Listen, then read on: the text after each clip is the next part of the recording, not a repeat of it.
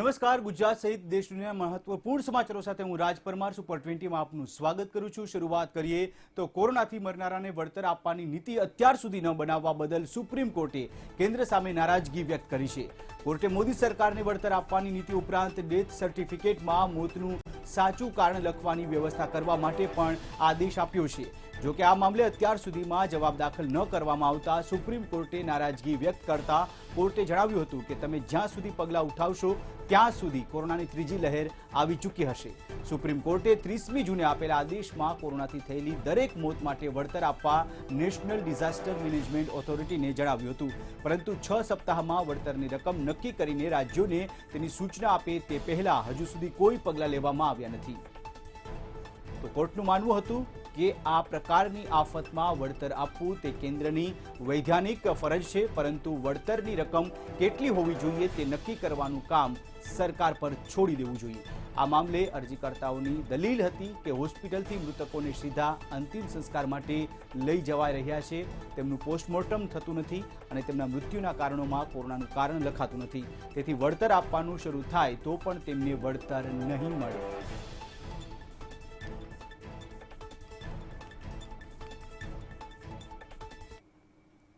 અલ્હાબાદ હાઈકોર્ટે બુધવારે એક ચુકાદામાં કહ્યું કે વૈજ્ઞાનિકો માને છે કે ગાય એકમાત્ર એવું પ્રાણી છે કે જે ઓક્સિજન લે છે અને છોડે પણ છે। ઉપરાંત ગાયના દૂધ, તેમાંથી તૈયાર થતા દહીં અને ઘી, તેના મૂત્ર અને છાણમાંથી બનતા પંચગવ્ય અનેક અસાધ્ય રોગોમાં લાભકારી છે। ન્યાયમૂર્તિ શેખરકુમાર યાદવે અરજીકર્તા જાવેદની જામીન અરજી રદ કરતી વખતે આ ટિપ્પણી કરી હતી। જાવેદ પર આરોપ છે કે તેણે પોતાના સાથીઓ સાથે મળીને ફરિયાદી ખિલેન્દ્રસિંહની ગાય ચોરી અને તેનો વધ કર્યો હતો। કોર્ટે પોતાના ચુકાદામાં કહ્યું કે હિન્દુ ધર્મ પ્રમાણે ગાયમાં 33 કોટી દેવી દેવતાઓનો વાસ હોય છે। ઋગ્વેદમાં ગાયને અગન્યા, યજુર્વેદમાં ગૌર અનુપમેય અને અથર્વવેદમાં સંપત્તિઓનું ઘર કહે છે।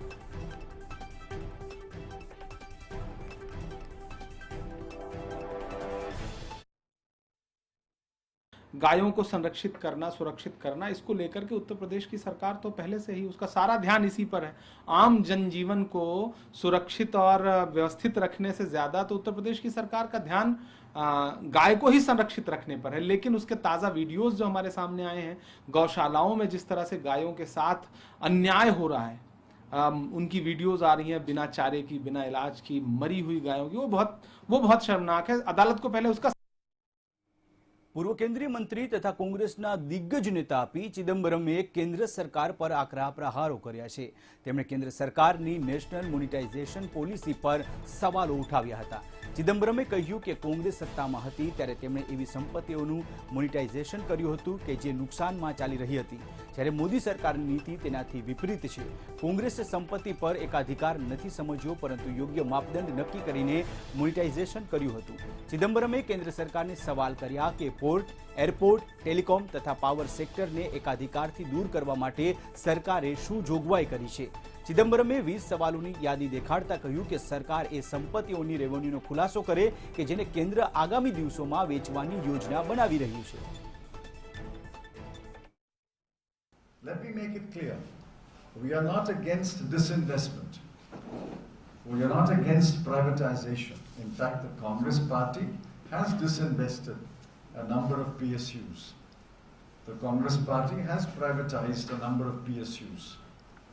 The National Highway PPP model was started by the Congress party. We are not against it, but we are against this kind of clandestine sale of assets under the name of monetization. जहाँ तक monetization का सवाल है, demonetisation का सवाल है, देश की अर्थव्यवस्था से संबंधित सवाल हैं, हर सवाल का संसद से लेकर सड़क तक सरकार तर्कों और तथ्यों के साथ जवाब दे चुकी है। लेकिन उनकी दिक्कत क्या हो गई है कि ये कुछ दिन आराम से सो जाएंगे, उसके बाद सोने के सोते सोते सपना देखेंगे कि अरे भाई हम तो भूल गए थे, फिर उठ के बोलने लगेंगे। इनके पास न तर्क हैं न तथ्य। કોંગ્રેસના સાંસદ રાહુલ ગાંધી સતત કેન્દ્ર સરકાર પર નિશાન સાધતા આવ્યા છે, ત્યારે વારંવાર કેન્દ્રની મોદી સરકારને તેઓ ઘેરી પણ રહ્યા છે. એકવાર ફરી આ કડીમાં કોંગ્રેસના પૂર્વ અધ્યક્ષ રાહુલ ગાંધીએ કેન્દ્ર પર નિશાન સાધ્યું છે. રાહુલ ગાંધીએ ટ્વીટ દ્વારા કહ્યું છે કે મોદી સરકાર રોજગાર માટે હાનિકારક છે. તેમણે કહ્યું કે સરકાર લોકોની નોકરીઓ છીનવવા માંગે છે.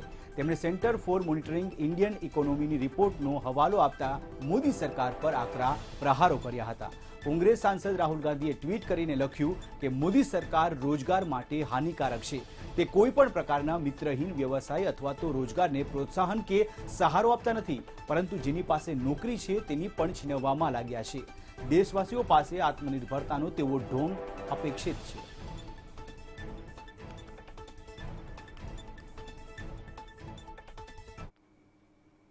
દેશના સૌથી મોટા ઉદ્યોગપતિ મુકેશ અંબાણીના ઘર બહાર વિસ્ફોટક ભરેલી ગાડી મળવાના કેસની તપાસ કરી રહેલી એનઆઈએ કોર્ટમાં ચાર્જશીટ દાખલ કરી દીધી છે.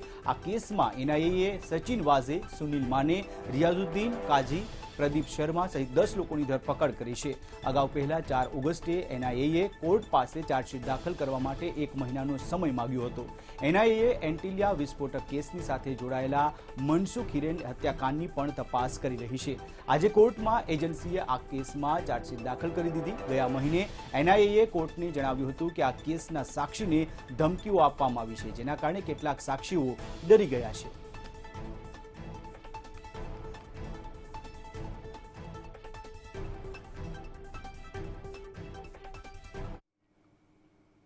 વડાપ્રધાન નરેન્દ્ર મોદીએ આજે રશિયામાં આયોજિત થઈ રહેલા 6થા ઈસ્ટર્ન ઇકોનોમિક ફોરમને સંબોધિત કર્યો. આ દરમિયાન પીએમ મોદીએ કહ્યું કે મને ઈસ્ટર્ન ઇકોનોમિક ફોરમને સંબોધિત કરતા ખુશી થઈ રહી છે અને આ સન્માન માટે રાષ્ટ્રપતિ પુતિનને ધન્યવાદ આપું છું. તેમણે કહ્યું કે ભારત રશિયાનો એક વિશ્વસનીય ભાગીદાર દેશ છે. ઉલ્લેખનીય છે કે રશિયાના રાષ્ટ્રપતિ વ્લાદિમીર પુતિન દર વર્ષે ઈસ્ટર્ન ઇકોનોમિક ફોરમનું આયોજન કરાવે છે. ઈસ્ટર્ન ઇકોનોમિક ફોરમ કાલે એટલે કે 2 સપ્ટેમ્બરે રશિયાના વ્લાદિવોસ્તોકમાં શરૂ થયું હતું અને આ 4 સપ્ટેમ્બર સુધી ચાલશે.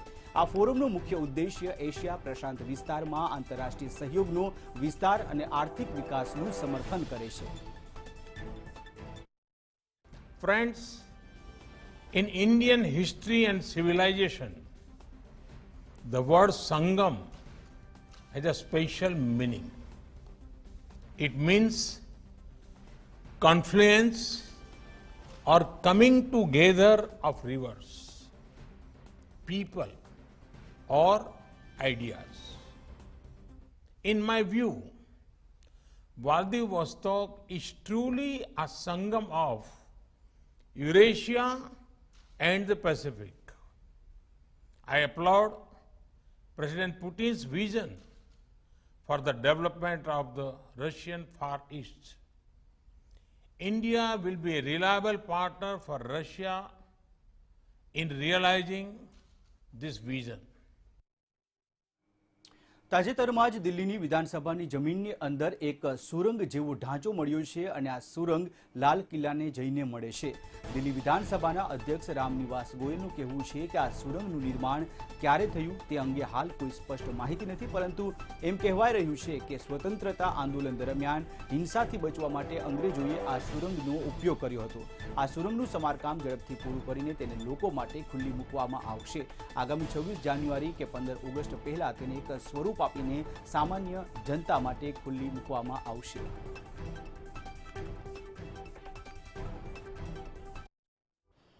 जानकारी में मिला कि यहाँ एक सुरंग है जो लाल किले तक जाती है और जहाँ क्रांतिकारियों को यहाँ लाया जाता था. उस सुरंग के बारे में मैंने कुछ इतिहास ढूंढने की कोशिश की, वो नहीं मिला. लेकिन सुरंग का जो जायज़ा लिया गया, उस जायजे के आधार पर एक सुरंग का माउथ मिला है. लेकिन उस सुरंग को आगे हम नहीं खोद रहे हैं, क्योंकि सुरंग के सारे रास्ते, मेट्रो बना, उनका पाइल फाउंडेशन हुआ, बहुत डीपली सीवर लाइन डली, वो सब डैमेज हो चुके हैं. मकसद ये था कि इस सुरंग थी किस जगह पर थी, उसको आइडेंटिफाई करके उसको निकाला जाए.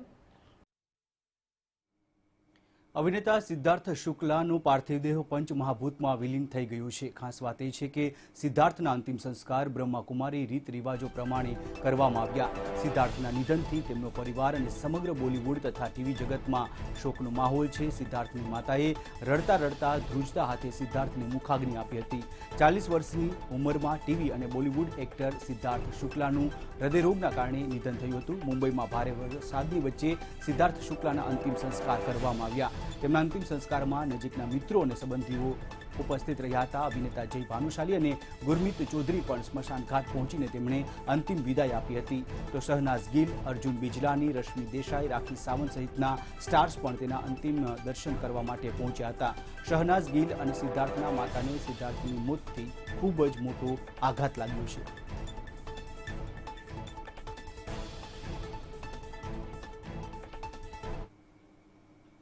વિશ્વ આરોગ્ય સંસ્થાએ જાન્યુઆરીમાં કોલંબિયામાં મળેલા B.1.62.1 વેરિયન્ટને ગ્રીક આલ્ફાબેટના આધારે મ્યુ નામ આપ્યું છે.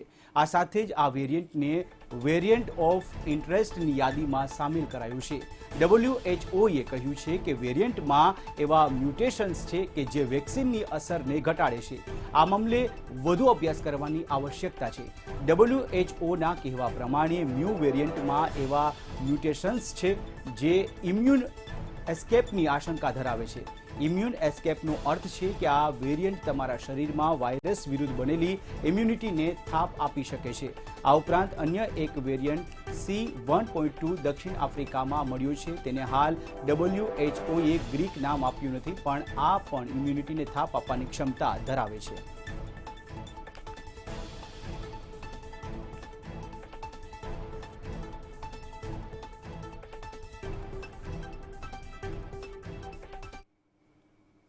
ટોક્યો પેરાલિમ્પિકમાં ભારતને ફાળે આજે 2 મેડલ આવ્યા છે. હાઈજમ્પ T64 વર્ગમાં ભારતના પ્રવીણ કુમારે સિલ્વર મેડલ પોતાને નામે કર્યું છે, તો અવની લેખરાએ શૂટિંગમાં બ્રોન્ઝ મેડલ હાંસલ કર્યું છે.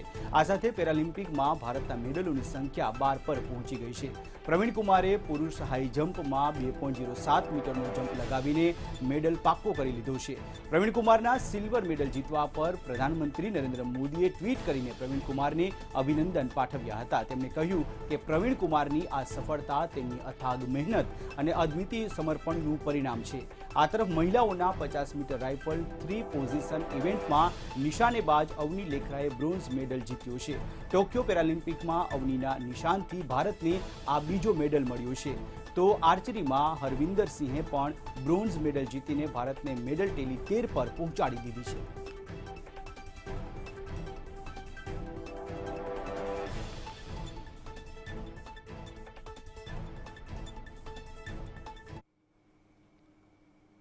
વાત કરીએ પ્રાદેશિક સમાચારોની, તો બરોડા ડેરીના સત્તાધીશો પર શોષણનો આરોપ લગાવવામાં આવ્યો છે. સાવલીના ભાજપના ધારાસભ્ય કેતન ઇનામદારે આ આરોપ લગાવ્યો છે. તેમનું કહેવું છે કે ડેરીના સત્તાધીશો દ્વારા સભાસદોનું શોષણ કરવામાં આવે છે. ઉપરાંત તેમણે કાચા માલમાં ભેળસેળ કરવામાં આવતી હોવાનું અને પશુપાલકોનું હિત ન જળવાતો હોવાનું પણ તેમનું કહેવું છે. ધારાસભ્ય કેતન ઇનામદારે આ મામલે સહકાર મંત્રી ઈશ્વર પટેલને પત્ર પણ લખ્યો છે. કેતન ઇનામદારે આરોપ લગાવ્યો છે કે ત્યારે આ મામલે નાયબ મુખ્યમંત્રી નીતિન પટેલે પ્રતિક્રિયા આપતા કહ્યું કે આ મામલે સહકાર વિભાગ દ્વારા કાર્યવાહી કરવામાં આવશે. કોઈ પણ સહકારી સંસ્થા હોય, કોઈને પણ કોઈ વાંધો વચકો કે કોઈ પ્રશ્ન હોય તો આ જે કાયદેસર સહકારી કાયદા અન્વયે જે જોગવાઈઓ છે, જે આપણી વ્યવસ્થા પ્રમાણે જે જોગવાઈઓ છે, એનો દરેક વ્યક્તિ ઉપયોગ કરી શકે છે. અને કોઈ પણ જગ્યાએ ખોટું થતું હોય તો અટકાવવું જોઈએ, એમાં હું પણ સંમત છું. અને ક્યાંય ખોટું થતું હશે તો સહકાર વિભાગના ધ્યાન ઉપર મૂકવામાં આવશે. તો ગુજરાત સરકાર દ્વારા પણ સહકાર વિભાગના માધ્યમથી જે પણ ગેરરીતિ થતી હશે એની સામે કોઈ પણ સંસ્થામાં કાર્યવાહી કરવામાં આવશે. ગુજરાત વિધાનસભાની ચૂંટણીને લઈને કોંગ્રેસે પણ બેઠકો શરૂ કરી દીધી છે. ત્યારે હિંમતનગરમાં સાબરકાંઠા અને અરવલ્લી જિલ્લાના તમામ પંચાયત સદસ્યો, પાલિકાના સદસ્યો સહિતના કાર્યકરોની હાજરીમાં એક બેઠક યોજાઈ હતી. પ્રદેશ પ્રમુખ અમિત ચાવડા અને જીતેન્દ્ર બઘેલે કાર્યકરોને માર્ગદર્શન આપ્યું. આ સંવાદ દ્વારા કોંગ્રેસનો એક સંયોજક એક ઘર સુધી જઈને કોંગ્રેસની વિચારધારા પહોંચાડશે તેવો નિર્ણય કરવામાં આવ્યો. તો શાળા મર્જ કરવા અંગે અમિત ચાવડાએ જણાવ્યું કે સામાન્ય રીતે વસ્તી વધે તો શાળાઓ વધવી જોઈએ, જોઈએ, પરંતુ ભાજપના શાસનમાં શાળાઓ બંધ થઈ રહી છે. ખાનગીકરણની નીતિને પ્રોત્સાહન અપાઈ રહ્યું છે. આ નિર્ણય પાછો ખેંચવો જોઈએ, નહીં તો કોંગ્રેસ પણ વાલીઓની માંગ ઉઠાવશે. અને આવનારા સમયમાં આ જ સંયોજકોના માધ્યમથી કોંગ્રેસ એક એક ઘર સુધી કોંગ્રેસની વિચારધારાને પહોંચાડશે. એક એક ઘરના એક એક જણના મનમાં જે વાત છે, એમની જે તકલીફો છે, એમના જે પ્રશ્નો છે, એમની જે સમસ્યાઓ છે, એને વાચા આપવાનું કામ કરશે. જ્યારે દેશ 21મી સદી તરફ આગળ વધી રહ્યો છે, દુનિયાએ આખી મુઠ્ઠીમાં હોય એવા દિવસો આવ્યા છે, ત્યારે વસ્તી વધવા છતાં શાળાઓ વધારવામાં સરકારની નીતિ નિષ્ફળ રહી છે. એણે ખાનગીકરણની નીતિને પ્રોત્સાહન આપ્યું. સુરતનો કાપડ ઉદ્યોગ છેલ્લા 2 વર્ષથી કારમી મંદીમાં સપડાયો છે. સામાન્ય દિવસોમાં કાપડનું ઉત્પાદન 2.50 કરોડ મીટર થતું હતું, જે તહેવારના સમયમાં તેનું ઉત્પાદન 4 કરોડ મીટર પહોંચી જતું હતું. પરંતુ આ વખતે વેપારીઓ કોઈ પણ પ્રકારનું રિસ્ક લેવા માંગતા નથી. દિવાળી અને લગ્નની સિઝન હોવા છતાં હાલ સુરતમાં કાપડ ઉત્પાદકો માત્ર દૈનિક 1 કરોડ મીટર કાપડનું ઉત્પાદન કરી રહ્યા છે. એટલે કે કાપડના ઉત્પાદનમાં 60% જેટલો કાપ મૂકવામાં આવ્યો છે. જોકે હાલ વેપારીઓ ઓનલાઈન પણ કાપડનું વેચાણ કરી રહ્યા છે, પરંતુ તેમાં પણ ઘણા જોખમ રહેલા છે. सभी लोग तो नहीं कर पा रहे हैं, कुछ लोग कर रहे हैं, चाहे वो फेसबुक के द्वारा हो, व्हाट्सएप के द्वारा हो या अदर बहुत सी साइट है उसके द्वारा हो. लेकिन ऑनलाइन बिजनेस में भी देखो बहुत से थ्रेट्स है, जैसे पेमेंट का हो गया या रिटर्न गुड्स का हो गया, बहुत सा कैश ऑन डिलीवरी चलता है मोस्ट ऑफ. तो हमने भेजा कुछ, पार्टी को पसंद नहीं आया या आपने कुछ गलत माल भेज दिया, उसके कारण रिटर्न बहुत आता है और पेमेंट के बहुत लफड़े होते हैं, इसलिए उसमें भी काफ़ी चलेगी. लेकिन जैसे ही नवरात्रि, दुर्गा पूजा, दीपावली के आई सीजन, तो उस टाइम कोरोना भी कम हो गया और गांव में कोरोना नहीं होने से डिमांड बढ़ी और सिंथेटिक कपड़ा गांव में चलता है. तो हमारा कपड़ा इतना चला कि 7 से 7.5 हज़ार का कारोबार कर लिया. वो ऐसे कर लिया कि लोगों के पास 1.5 स्टॉक पड़ा था, कई सालों का स्टॉक पड़ा, 2 साल 3 साल, वो भी निकल गया. तो व्यापारी जिंदा हो गए. लेकिन इस बार दूसरी लहर के बाद में हम ये सोच रहे थे कि अभी कोरोना की लहर देश में कम हुई है, लेकिन 2 राज्यों के अंदर आने से हमें ये वापस भय हो गया कि पिछली साल जो हमने 7 साढ़े 7 हज़ार का कारोबार किया वो कर पाएंगे या नहीं कर पाएंगे. वो भय की वजह से हम माल ही कम बना रहे हैं इस बार. સુરત ક્રાઇમ બ્રાન્ચે ગુજસીટોક ગુનાના મુખ્ય આરોપીઓને ઝડપી પાડ્યા છે. વિપુલ ગાજીપરા અને ડેનિશ ઉર્ફે નાનો ખત્રીની ધરપકડ કરવામાં આવી છે. બંને આરોપીઓ સામે ખંડણી સહિત અન્ય ગુનામાં ગુજસીટોક હેઠળ ફરિયાદ બાદ બંનેની જૂનાગઢથી ધરપકડ કરવામાં આવી. બંને આરોપીઓ સામે 10થી વધુ ફરિયાદ પોલીસ ચોપડીએ નોંધાઈ છે.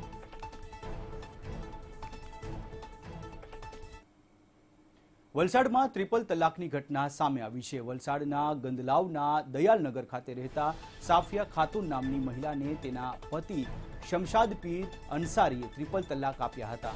3 દીકરીઓને જન્મ આપતા તેના પતિએ તેને તલાક આપ્યા હોવાનું સાફિયા ખાતુનનું કહેવું છે.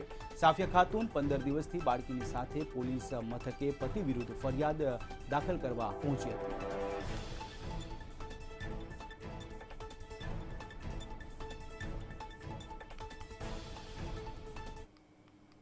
ભાવનગર એસપી કચેરી ખાતે પોલીસ શી ટીમનો લોન્ચિંગ કાર્યક્રમ યોજાયો હતો.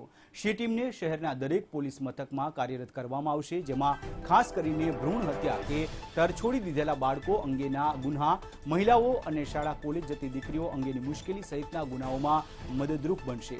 કાર્યક્રમમાં પોલીસ, જીઆરડી, હોમગાર્ડ સહિતના જવાનોને સારી કામગીરી માટે સન્માનિત પણ કરવામાં આવ્યા હતા.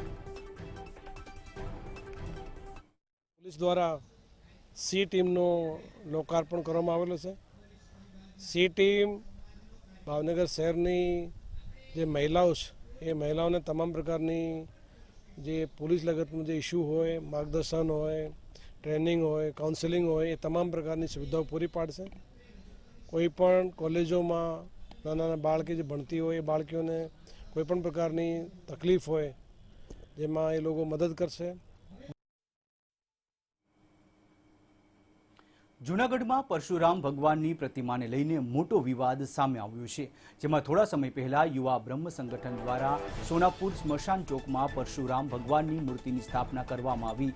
જૂનાગઢના સોનાપુરી સ્મશાન ગૃહ પાસેના ચોકમાં મૂકવામાં આવેલી ભગવાન પરશુરામજીની પ્રતિમા હટાવી લેવા મનપાએ 3 દિવસનું અલ્ટિમેટમ આપતા ભૂદેવો લાલઘુમ બની ગયા છે, અને જેમાંથી 2 ભૂદેવોએ અન્ન જળનો ત્યાગ કર્યો છે.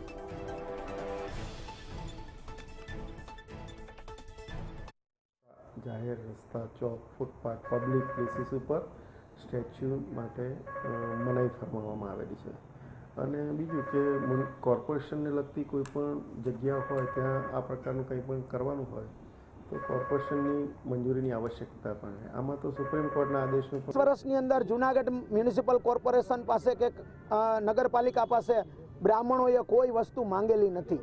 ઘણી જગ્યાએ ખોટી રીતે અનેક જગ્યાએ ખોટી બિલ્ડિંગો ઊભી થઈ ગઈ છે, ખોટી રીતે બાંધકામ થઈ ગયા છે, અનેક નોટિસો આપી દીધેલી છે, અનેક જગ્યાએ ખોટી રીતે બાંધકામ કરી અને અમુક વસ્તુઓ ઊભી થઈ ગઈ છે. હું કોઈ વસ્તુ કહેવા નથી માંગતો કારણ કે દરેક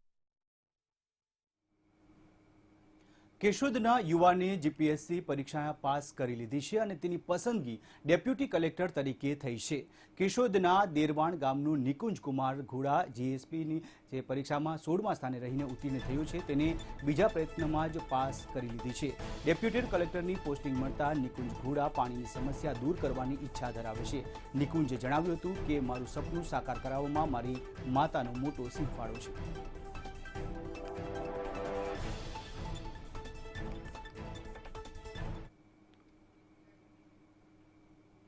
અમદાવાદના કાલુપુર વિસ્તારમાં આવેલી ભંડેરીની પોળમાં 2 માળનું મકાન ધરાશાયી થયું હતું, જેમાં 3 લોકો દટાયા હતા.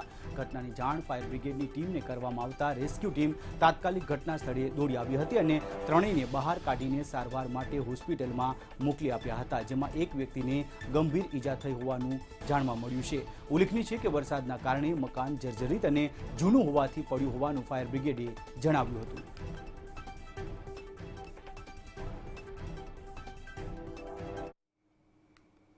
ગુજરાતમાં સપ્ટેમ્બરના પ્રારંભે સાર્વત્રિક વરસાદ વરસ્યો છે, ત્યારે હવામાન વિભાગે આગામી 48 કલાક વરસાદી માહોલ યથાવત રહેવાની આગાહી વ્યક્ત કરી છે. હવામાન વિભાગના જણાવ્યા અનુસાર 7 સપ્ટેમ્બરના રોજ રાજ્યભરમાં સારો વરસાદ પડવાની સંભાવના વ્યક્ત કરવામાં આવી છે, જેમાં ખાસ કરીને સૌરાષ્ટ્ર, કચ્છ અને દક્ષિણ ગુજરાતમાં ભારેથી અતિભારે વરસાદ પડવાની સંભાવનાઓ વ્યક્ત કરી છે.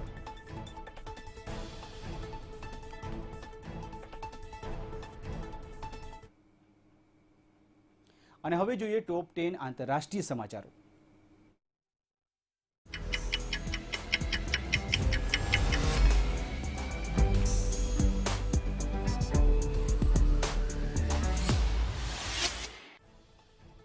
અમેરિકાના ઉત્તર પૂર્વના રાજ્યોમાં ઈડાના વાવાઝોડાએ તરખાટ મચાવ્યો છે. ન્યૂયોર્ક, ન્યૂજર્સી, પેન્સિલ્વેનિયા, કનેક્ટિકટ સહિતના રાજ્યોમાં 200 કિલોમીટર પ્રતિ કલાકની ઝડપે તોફાની પવન ફૂંકાયા છે.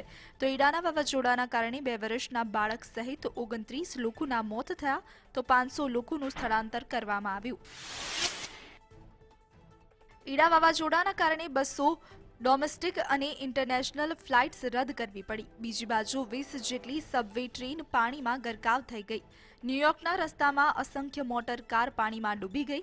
સબવે સ્ટેશનમાં પાણી ભરાઈ જતા મેટ્રોપોલિટન ટ્રાન્સપોર્ટેશન ઓથોરિટીએ સર્વિસ બંધ કરી દીધી.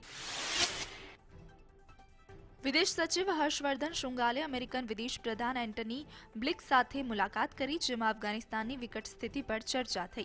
આ પહેલા બુધવારે વોશિંગ્ટન પહોંચેલા શૃંગલાએ ઉપવિદેશ પ્રધાન વેન્ડી શેરમેન સાથે પણ મુલાકાત કરી હતી. તાલિબાનને ફંડ્સને લઈને ચીન પર નિર્ભર હોવાનું જણાયું છે, કેમ કે ચીનને તેના સૌથી વિશ્વાસપાત્ર સહયોગી મુલ્લા અબ્દુલ ગની બરાદરની બીજિંગની મુલાકાત દરમિયાન ચીનના વિદેશ મંત્રી સાથે વાતચીત કરી હતી. અફઘાનિસ્તાનમાં લગભગ 200 લાખ કરોડની ખનિજ સંપત્તિ છે, તો જેના પર દુનિયાની ફેક્ટરી તરીકે ચીન સ્થાપિત થવા માંગે છે. વિશ્વમાં નવા છેલ્લા 24 કલાકમાં 6.72 લાખ કોરોનાના કેસ નોંધાયા છે. આ સાથે જ કોરોનાના કુલ કેસનો આંકડો પહોંચ્યો છે 21.99 કરોડ પર. છેલ્લા 24 કલાકમાં કોરોનાના કારણે વિશ્વમાં 10,501 લોકોએ પોતાનો જીવ ગુમાવ્યો છે. વિશ્વમાં વધુ એકવાર કોરોનાએ માથું ઉંચક્યું છે. અમેરિકામાં ફરીથી કોરોનાનો ડરાવનો આંક સામે આવ્યો છે. સતત કેસમાં ઉછાળો નોંધાઈ રહ્યો છે, ત્યારે ફરી એકવાર છેલ્લા 24 કલાકમાં કોરોનાના નવા 1.76 લાખ કેસ સામે આવ્યા છે. અમેરિકામાં ડેલ્ટા વેરિયન્ટને કારણે કેસોમાં બ્લાસ્ટ થઈ રહ્યો છે. ડેલ્ટા વેરિયન્ટના કારણે કેસમાં વધારો થતાં મૃતકાંક પણ વધી રહ્યો છે. છેલ્લા 24 કલાકમાં 1,542 લોકોના કોરોનાથી મૃત્યુ થયા છે. વિશ્વમાં અનેક દેશોમાં ત્રીજી લહેરની શરૂઆત થઈ ચૂકી છે, ત્યારે બ્રાઝિલમાં છેલ્લા 24 કલાકમાં કોરોનાના 26,497 નવા કેસ નોંધાયા છે. તાલિબાનના પ્રવક્તા સુહેલ શાહીએ કાશ્મીર મુદ્દે મહત્વનું નિવેદન આપતા કહ્યું કે કાશ્મીર સ્થિત મુસલમાનો માટે અવાજ ઉઠાવવો અમારો અધિકાર છે. તાલિબાન હવે કાશ્મીરમાં ઇસ્લામી ભાવનાઓને ભડકાવવામાં લાગી ગયું છે.